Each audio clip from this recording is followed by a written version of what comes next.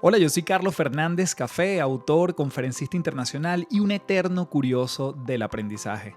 En este podcast convierto grandes conversaciones en ideas accionables, donde cada episodio es un viaje directo a las mentes más influyentes, donde destilamos 3 ideas clave que te harán pensar, crecer y evolucionar.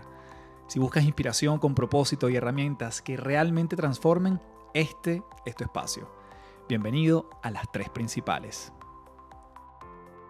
Bueno, qué maravilla saludarte. Bienvenido a otro episodio de Las Tres Principales. Mi nombre es Carlos Fernández, @Café del Éxito en todas las redes. Y te recuerdo que mi nuevo libro ya salió, se llama Eres tu ticket ganador, un libro escrito junto a mi querida Claudia Donoso, Estrategias para vivir en abundancia, y está ya disponible en Amazon, tanto en digital como en físico, así que puedes darle vida a lo que es esa lectura y un trabajo de más de un año en lo cual tuvimos muchas conversaciones justamente para hablar de la abundancia desde un aspecto de progreso en todas las áreas de tu vida. Eso es lo que venimos a compartir contigo, y sobre todo la historia de Claudia está muy plasmada allí, una persona que ha vivido cosas espectaculares, muy rudas también, y mi manera de contarlo y hacer homenaje a esa historia fue a través de este libro. Así que Eres tu ticket ganador, lo puedes conseguir en Amazon y en físico, tanto como en físico como en digital. Así que vamos a comenzar el episodio de hoy porque es un episodio que me entusiasma mucho, es un episodio que digamos que la temática macro no la hemos tocado tanto en este podcast, pero sí me genera muchísimo entusiasmo por los tiempos que estamos viviendo. Hace ya unos cuantos meses, yo diría que probablemente hace más de un año, yo entrevisté a José Carlos González Hurtado, quien escribió un libro que se llama Nuevas evidencias científicas de la existencia de Dios. Ese libro, esa entrevista a mí me tocó muchísimo, y dentro de mi fe como católico, que además este episodio está vinculado a cualquier persona, practiques o no una religión o cualquier religión que practiques, a mí me tocó muchísimo, y se ha convertido también como en una suerte de brújula para expandir mi fe incluso en muchos aspectos de mi vida. Hoy te quiero compartir lo que ha sido mi visión de las últimas semanas desde que el Papa León XIV fue elegido, y en este sentido el título que le he puesto a este episodio es como ¿qué esperar del Papa? Ahora, ¿qué es lo que sucede con esta llegada de una figura tan importante a nivel mundial? Porque nuevamente, incluso personalidades de otras religiones se han manifestado saludando, deseándole lo mejor, deseándole, digamos, la mejor gestión, porque además es una persona que llega a un cargo y se morirá en ese cargo. Digamos, no fue el caso de Benedicto XVI, que renunció, pero por diseño, la figura del Papa llega para quedarse hasta que se vaya de este plano. Por lo tanto, no importa nuevamente si tú estás o no de acuerdo con el Papa, con un Papa o con el otro, que el otro te parecía tal cosa, que este te parece. Imagínate tú vincularte a un trabajo, te contratan el día de mañana y te dicen, aquí te vas a quedar haciendo aquello para lo cual te contratamos hasta que te vayas de este plano. Eso habla de una entrega profunda y una vocación. Y bueno, es por eso que se convierte en lo que se llama el vicario de Cristo, ¿no? O el sucesor de Pedro. Pedro, primer papa, uno de los primeros apóstoles también, según la tradición, que Jesús recluta, que por cierto se llama Simón. Él le cambia el nombre, y Pedro significa piedra, justamente porque en Mateo 16:18 él le dice, tu nombre es Pedro y sobre ti edificaré mi iglesia.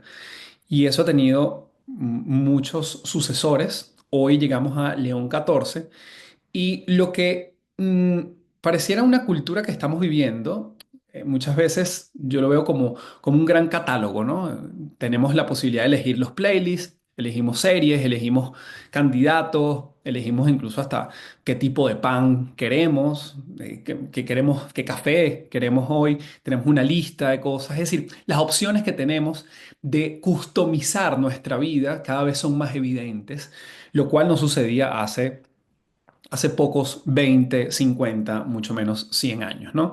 Entonces, ¿qué es lo que ocurre? Que si algo a mí no me gusta, simplemente scroll, ¿sabes? Como en el Instagram, esto no me gusta, me salió este post de café arriba y le sigo dando hasta que llegue con normalmente algo que me conecta. Pero normalmente la posibilidad de ignorar algo o de cancelar algo es muy rápido, es algo que no teníamos antes.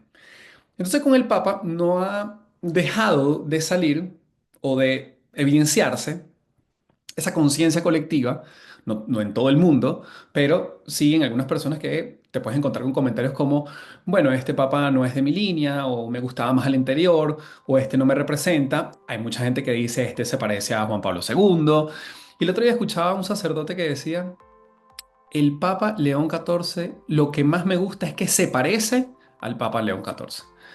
Y creo que ahí está la clave. Entender que por más que uno trate de vincularlo, de comparar, de contrastar, él viene a hacer una labor única. Con algunas estaremos más o menos de acuerdo, no. Pero voy a decir algo que puede sonar muy chocante. Es que a nadie le importa ni tu opinión ni la mía. Él ya fue elegido primero por el Espíritu Santo y después por una serie de cardenales que evidentemente hacen como la labor terrenal de la votación. Y no es menor porque 2/3 se tienen que ganar o se tienen que votar a favor de esta nueva figura. Entonces, el Papa no es un producto de marketing, no es un influencer, no es para darle, le doy like o no le doy like, soy un hater o no soy un hater. Es decir, toda esta ola que hemos construido, sobre todo en el ecosistema digital, esto no es para lo cual ha llegado un nuevo papa o está la figura del papa en general, ¿sí? Él no es ni siquiera una celebridad mundial. Nuevamente, él es el sucesor de Pedro. Y además Pedro no fue elegido para ser perfecto o por ser perfecto. Y además se decía que Pedro tenía un carácter bien fuerte, que era a veces muy soberbio, que además negó a Jesús 3 veces. Recordemos esta icónica frase de la Biblia que dice, esto es bíblico, y dice, bueno, sí, antes que el gallo cante, me negarás 3 veces y eso pasó. Entonces, él sabía que era terco, impulsivo, podía ser emocional, sabía que iba a fallar, que lo iba a negar nuevamente, y aún así le dijo, tú eres la roca y sobre ti edificaré mi iglesia. Y eso es algo que no podemos perder de vista. No importa, nuevamente, si me estás escuchando, si ya cerraste el podcast hasta estas alturas, pero evidentemente puede ser un tema sensible, pero yo creo que tenemos que normalizar también la manera como hablamos de la religión frente a nuestro círculo. Así como podemos hablar de fútbol, podemos hablar de cine, podemos hablar de libros, podemos hablar también de la religión desde un espacio solemne de reflexión, de esperanza y, y vivir lo que de alguna forma también Jesús nos invitaba. Y eso yo creo que es un poco el mensaje, que además la palabra paz se repite muchísimo desde su primer discurso en el Papa León XIV. Y bueno, creo que nosotros tenemos la opción. Nunca sabes que no me identifico con la palabra debes hacer, debes tal cosa. No, podemos, tenemos la oportunidad. Y yo lo tomo en primera persona, y esto es algo muy importante, te lo confieso, desde un plano personal. Yo siento que los otros, digamos, los otros papas, por alguna u otra razón, yo me los he perdido. Es decir, no los he seguido de cerca, no he seguido, sino más allá de lo que puede salir de repente en una noticia o una declaración controversial, pero lo que son las encíclicas, lo que son sus homilías, lo que son las misas. Es decir, tenemos la oportunidad de involucrarnos hoy, y seguramente que tú me estás escuchando, probablemente ya pases tus 30 años o más, igual que yo, y tenemos la oportunidad de ahora, desde una mirada distinta, desde una mirada mucho más adulta, quizás mucho más madura, quizás que hemos vivido cosas con las cuales nos hemos tropezado, de vivir también este papado de una forma distinta. Entonces, si Jesús eligió a quien era tan humano, tan frágil también, hoy también León XIV está enseñándonos lo importante, que no es el encajar, sino evitar interpelar también. Y eso nos funciona, nos es útil para nuestro trabajo, para nuestra familia. Y nuevamente, yo no vengo aquí a leccionar a absolutamente nadie. Yo vengo aquí, esto es como un auto episodio que me estoy haciendo, que me estoy regalando, pero sí tenía muchas ganas de comunicar esto porque me parece que es como eh, una, una labor que se puede hacer desde una tribuna, en este caso como el podcast. Ahora, em, en el plano personal, creo que nos convoca a todos esta vez es como reaccionar rápido, ¿no? Reaccionar rápido, como decía el psicólogo Daniel Kahneman, pensar rápido, pensar rápido, pensar despacio, donde decía, tenemos un sistema mucho más rápido, saca conclusiones velozmente, es reaccionario, veo una persona que no me gusta y rápidamente saco conclusiones, o tenemos el sistema 2 que es más lento, delibera un poco más, saca conclusiones más a largo plazo, y después que quizás veo a esa persona que no me gustó tanto, decido conversar con ella, decido escucharlo, decido dejarlo actuar y después es que saco mis conclusiones. Entonces, piensa por un momento alguna vez que conociste a alguien de entrada y te cayó mal y luego se convirtió en alguien clave en tu vida. O quizás un amigo, una pareja, un maestro, un colega, alguien que prejuzgaste porque habla distinto, porque pensaba distinto, porque tenía un acento distinto, porque no sentiste ese clic o no sentiste ese feeling. Entonces, esta persona seguramente te enseñó algo que nadie más te hubiese enseñado. O fue un canal inesperado de transformación. O simplemente fue como alguien que te dio una buena sorpresa. Pero la buena sorpresa no es por esa persona, es porque nosotros teníamos una expectativa que es muy humana, que es el lanzar un juicio rápidamente. Entonces nos capturamos en ese sistema uno rápido, pero también podemos pasar a la segunda autopista, que es el sistema 2 que es un poquito más lento. Entonces, evitemos entonces con este papa caer en el típico es muy joven para liderar. Sí, no es tan viejito. O qué bueno que es joven. Todos esos son estereotipos que engloban y que son, digamos, la vitrina evidente de algo mucho más profundo que está detrás. Entonces tal vez nos estamos perdiendo algo que Dios quiere decirnos solo porque no viene en el empaque que tú esperabas. Nuevamente, esto aplica para la vida misma, en lo profesional. Y de hecho yo lo veo muchas veces con mis clientes en las empresas. Llega un nuevo jefe o viene una nueva política, una nueva visión, una nueva redacción del propósito de la empresa y lo primero que aparece no es necesariamente una apertura, sino una resistencia. Obviamente, y hemos hablado mucho aquí del cerebro, el cerebro no le gusta el cambio, pero ahí es donde vienen los prejuicios, ¿no? Oye, esta persona viene de otra industria, no entiende el negocio, le falta calle, o es muy joven, o es muy viejo, es un dinosaurio, o es demasiado millennial, o es generación Z que no quiere estar aquí todo el tiempo. Entonces, si en lugar de eso la pregunta fuera, ¿qué me está enseñando esta persona que yo no quiero ver?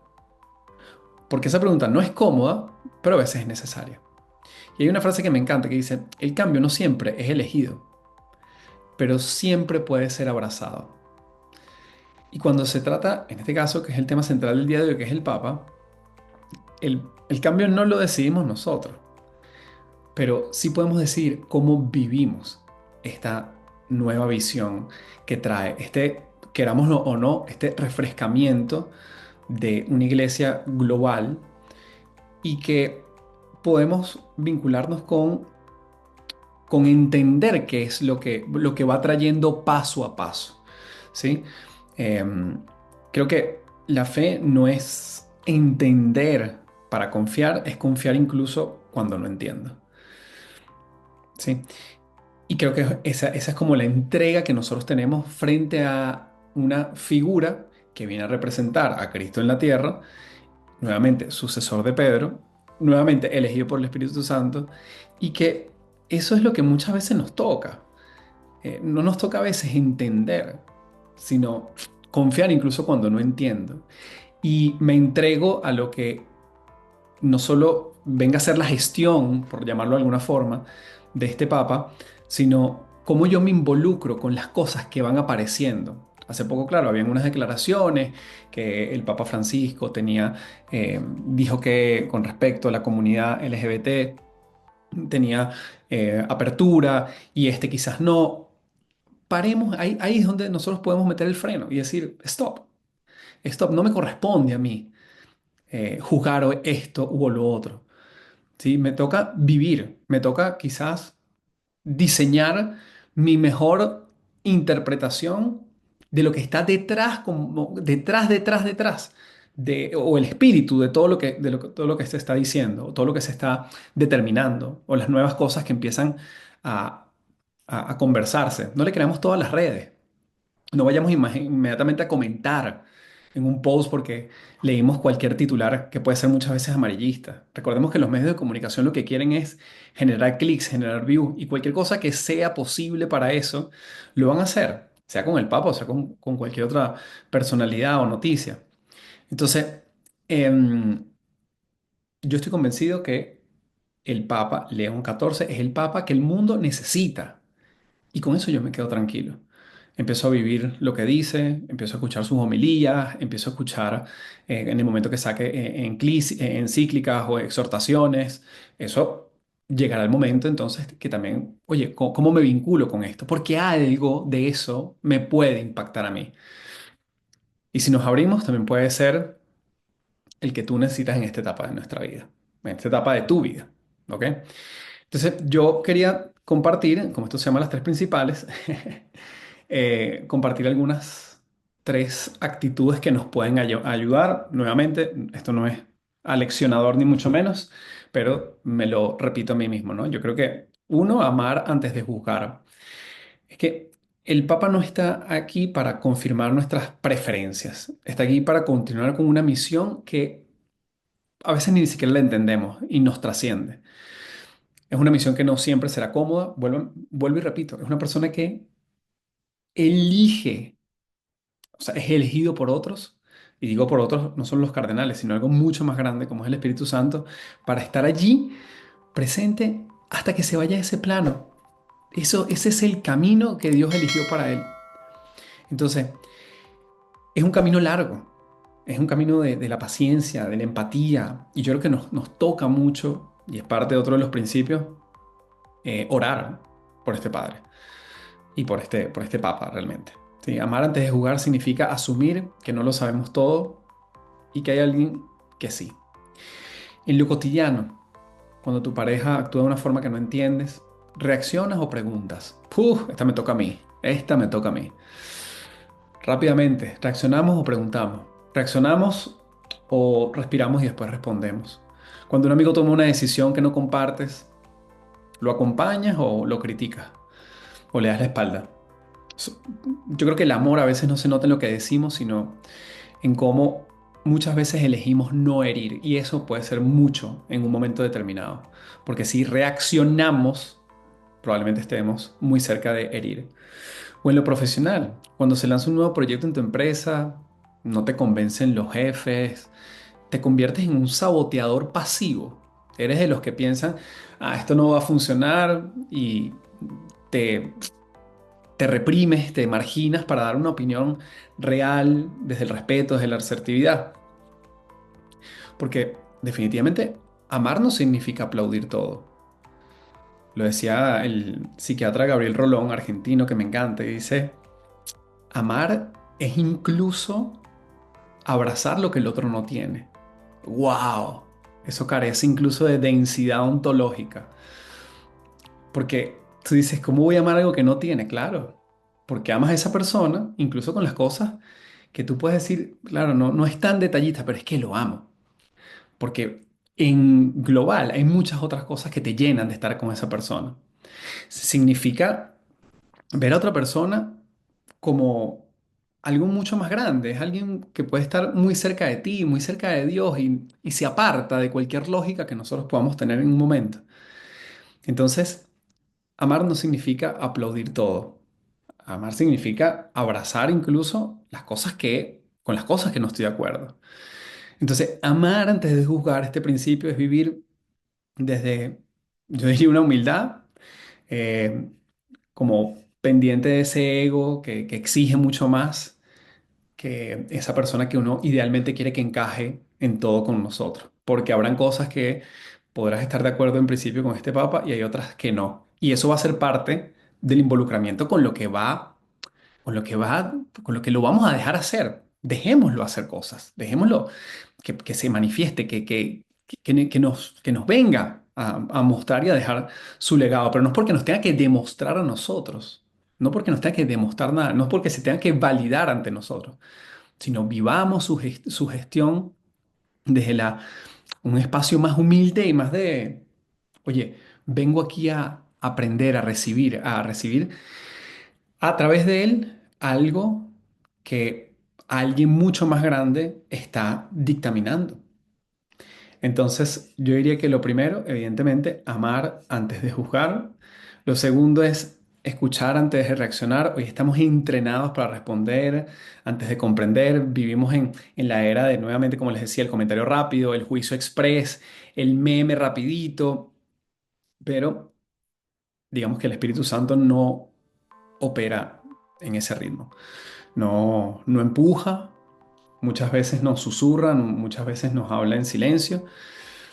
Y si no hacemos el silencio, no escuchamos. Entonces, cuando yo recibo un estímulo y nuevamente escucho algo, me puede gustar o no me gusta o no gustarme, evito la reacción inmediata. Por ejemplo, alguien te manda un mensaje por texto y tú sientes que te habló fuerte. Le contestas al momento o guardas ese mail o dices, déjame esperar porque creo que lo leí mal, ¿no? O tu hijo te habla con dureza. ¿Le gritas de vuelta o preguntas qué le está pasando? Esto también me toca. Porque esto de la crianza responsable, ¿sí? ¿Le gritas de vuelta? ¿Eso es una reacción? ¿O le preguntas qué es lo que está pasando? ¿Por qué se siente así? En lugar de decir no llores, dices ¿por qué está llorando? Para entender. Escuchar antes de reaccionar es muchas veces elegir eh, los tiempos de Dios. Te tomas un minuto antes de responder en una reunión cuando tocan algo de tu proyecto, en lugar de reaccionar rápidamente. Eres de los que está supuestamente escuchando, pero lo que estás pensando es lo que va a responder. Y el tercer elemento es orar antes de opinar. En la oración está la posibilidad de entregar todo antes de lanzar algún tipo de opinión, porque lo ofrecemos a Dios. Es una actitud que suena, entre comillas, sencilla, pero puede ser muy transformadora. Es alineación, es respeto por el otro, es discernimiento, es respeto a ti mismo. Es no decir un improperio porque, o no decir algo absurdo, sino decir, oye, déjame, esto lo ofrezco, hago una oración breve y después sigo escuchando, sigo escuchando. Porque muchas veces reaccionamos en el día a día y estamos perdiéndonos mucha parte de un proceso que nuevamente a lo mejor no entendemos. Entonces, cuando escuchemos algo, en este caso, figura central del día de hoy del episodio que tiene que ver con el Papa, pongámoslo en manos de Dios antes de decir, esto no me gusta, esto sí me gusta, que conservador o que liberal. Esos son etiquetas. La única etiqueta es que es el sucesor de Pedro aquí en la tierra y eso es lo que nos tiene que bastar. Entendiendo, como decía al principio, que Dios eligió a un Pedro que era imperfecto, porque somos seres humanos en la tierra. Em, Muchas veces esto, además, como sabes aquí, me gusta conectar muchas cosas que tienen que ver con la ciencia, con el cerebro. La oración está confirmado por la ciencia que reduce los niveles de cortisol, aumenta la capacidad empática y nos ayuda a decidir mejor. Es decir, si los monjes y la cultura oriental lo sabían hace 5.000 años, todo el tema de la meditación y el bienestar que nos genera, y que yo aquí he entrevistado a personas que hablan de meditación y que me parece algo, una herramienta fabulosa, esto ya nos lo había dicho Jesús hace mucho tiempo. La oración es un elemento que nos ayuda muchísimo a encontrarnos y muchas veces a encontrar paz. Es decir, que la ciencia ya está descubriendo algo que, que los santos incluso ya sabían. Bien. Es una actitud sencilla esto de orar antes de opinar y cuando vamos a un plano personal, yo digo, bueno, antes de corregir a tu hijo, muchas veces no le ofrecemos ese momento a Dios. Antes de dar un consejo, nos preguntamos si ese amor viene desde la soberbia, desde el orgullo o realmente desde el amor. Entonces, la oración evidentemente no va a eliminar la tormenta, pero nos permite tomar la calma para quizás ver un mejor norte. Y así me gusta ver el proceso de la oración. Están nuevamente estas listas de tres actitudes, si se quiere, no son caminos correctos ni perfectos, ni de moralismo. Yo no soy nada ni nadie para quien hablar quizás sobre estos temas, pero sí desde un aspecto bien personal y conozco a la gente también que consume las tres principales y que esto eh, para algunos les puede hacer sentido. Y que bueno, obviamente, si lo estás viendo en YouTube, déjame tu comentario, a ver cómo te resonó este episodio. Si estás en Spotify también, nos dejas tu valoración. Pero quiero cerrar con algo que me pareció como una, vamos a decir, una serie de curiosidades. Yo no estaba al tanto de todas, pero sí me gustaría aquí verlas contigo. Son algunos objetos que el Papa recibe como símbolos de una misión que obviamente que es suya, pero que no es suya, sino que viene de un legado muy largo antes de él, ¿no? Entonces, esto, todo lo que hemos hablado hasta ahora viene desde un espacio un poquito más inmaterial, pero estos son objetos que recibe el Papa cuando asume el cargo, por decirlo así, ¿no? Su cargo, su responsabilidad. El, mm, el primero es el anillo del pescador. Esto es un anillo que obviamente sí la tiene puesta, pero más que se exhibe, se asume, ¿no? Es de oro, es único, es sellado con el nombre del Papa y la imagen de San Pedro lanzando su red.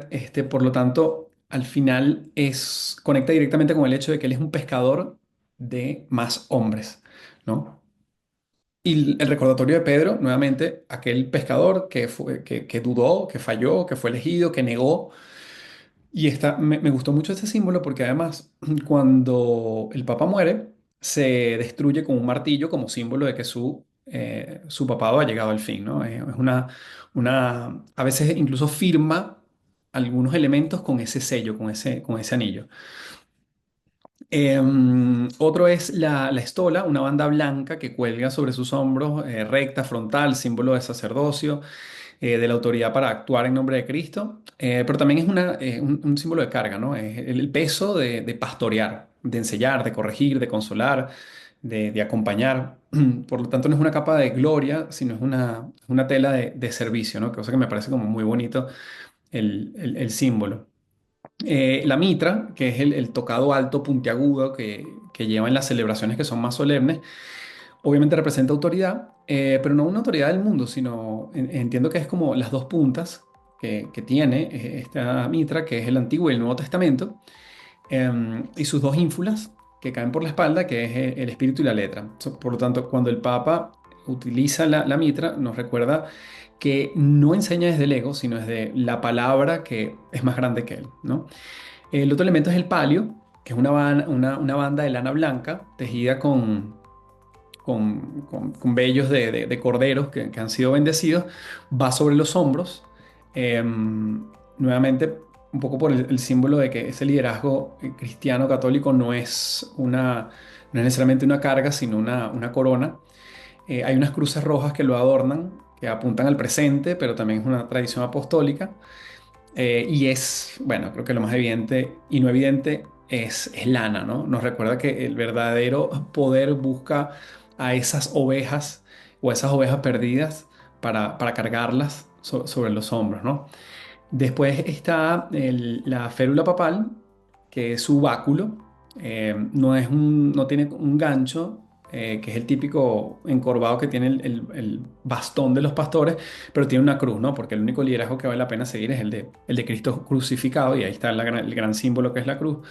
No es un símbolo de poder, es una declaración: sigan a Cristo y no a mí. Por lo tanto, el Papa no se apoya en un cetro, se apoya en la madera de la cruz, la misma cruz que guía, que redime, bueno, incluso pudiésemos hablar que resucita.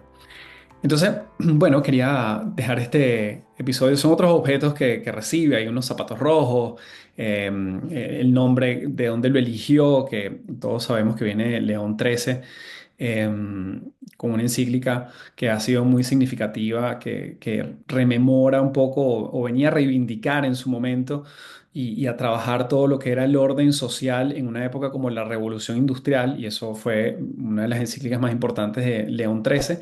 Y el León XIV, por ese lado uno pudiese pensar a dónde viene su legado, ¿no? Y sus intenciones en términos de en qué se va a enfocar. Simplemente dejarte hasta aquí con una breve anécdota, y es, siempre recuerdo en el año 97, si mal no recuerdo fue el año 97, donde el Papa Juan Pablo II visitó Venezuela. Fue un evento hermoso. Yo la verdad que lo viví, obviamente desde mi casa, me acuerdo verlo en la televisión, cuando uno pasaba por el aeropuerto de La Carlota, que era donde estaba la gran congregación que recibía el Papa. Había mucho movimiento. Me acuerdo que hasta hace, bueno, no voy a decir hasta hace nada, pero por lo menos hasta hace seguramente unos 15 años, todavía yo tenía una franela que era la figura de lo que fue la figura del Papa en esa visita a Venezuela. Y ese fue un papa donde probablemente, si tú me estás escuchando hoy, un papa con el que todos nosotros nacimos, ¿no? Y Juan Pablo II nos enseñó a no tener miedo. Benedicto XVI, que muchos, nuevamente, cayendo en lo mismo, pero no voy a entrar en detalles, decían que no tiene mala cara, que tiene mala cara, que no me gusta mucho su aspecto, que tiene cara de malvado o lo que fuese. Bueno, ya hablamos de eso y no tiene mucho sentido, pero hizo muchas cosas importantes, sobre todo allanarle el terreno a el Papa Francisco. Por lo tanto, Benedicto XVI nos enseñó a pensar con fe, el Papa Francisco quizás abrazar con misericordia, y ahora León XIV nos invita a caminar unidos. Y como adultos, eh, porque nunca estamos solos, nunca estamos solos. Así que bueno, déjame tu comentario a ver si quieres que siga abordando este tipo de tópicos en las tres principales. Un episodio que me disfruté mucho, muy distinto, pero con algo que, que tengo también mucho tiempo reflexionando al respecto, y que, bueno, egoístamente quería utilizar este espacio para compartir algunas ideas contigo. Así que nos vemos en un próximo episodio. Recuerda suscribirte. 70% de la gente que ve estos videos en YouTube no está suscrita. Es gratis. Le das al botoncito rojo. Me ayudas a llegar a los primeros 1000 seguidores del canal, que esa es la primera meta. Y si estás escuchándolo por Spotify, le das ahí 5 estrellitas y también tu comentario. Sabes que para mí es muy importante. Nos vemos próximamente la siguiente semana. Y como siempre me despido diciéndote, transfórmate en paz.